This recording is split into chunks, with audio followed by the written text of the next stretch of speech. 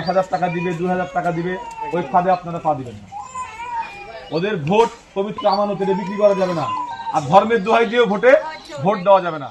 রাজশাহী 2 আসনে বিএনপি প্রার্থীর পক্ষে উঠান বৈঠক করলেন মহানগর যুবদলের আহ্বায়ক জনি। বিস্তারিত থাকছে রাজশাহী থেকে লিয়াকত হোসেনের প্রতিবেদনে।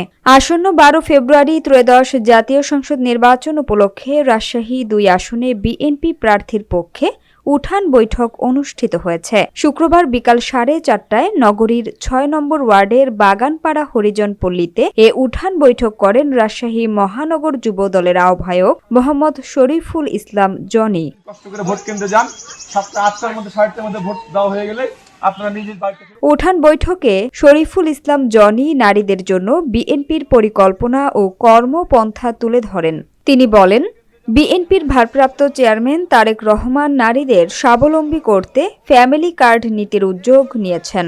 নারীদের স্বাবলম্বী করার মাধ্যমে দেশকে এগিয়ে নেয়ার লক্ষ্যেই এ পরিকল্পনা গ্রহণ করা হয়েছে।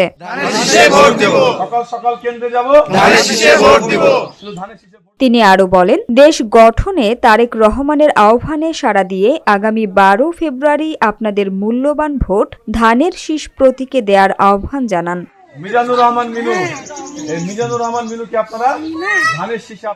এ সময় রাজশাহী মহানগর যুবদল ও ছাত্র দলের বিভিন্ন পর্যায়ের নেতাকর্মীরা উপস্থিত ছিলেন। আপনারা আগামী 12 তারিখে সবকিছু যারা বিভ্রান্ত করছে, বিভ্রান্ত না পড়ে আপনারা ধানের শীষে ভোট দিবেন। আগামী 12 তারিখে আপনারা সকলে ধানের শীষে ভোট দিবেন।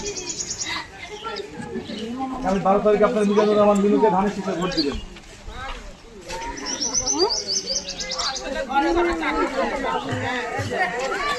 ধানের শীষে ভোট দিবেন আগামী 12 তারিখ।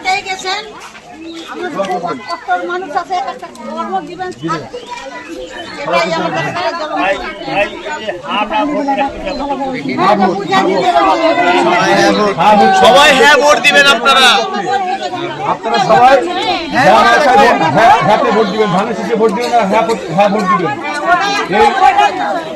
হ্যাঁ ভোট দিবেন।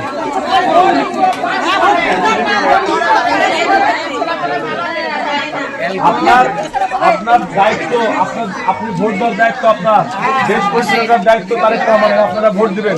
সকলে ভালো থাকবেন। আপনারা সকলে ভালো থাকবেন। আপনারা সকলে ভালো থাকবেন। সকলে ভালো থাকবেন। ভোট সকাল সকাল কেন্দ্রে যাব, সকাল কেন্দ্রে যাব, সকাল কেন্দ্রে যাব, ভোট দিব ধানের শীষে, মিলেমিশে।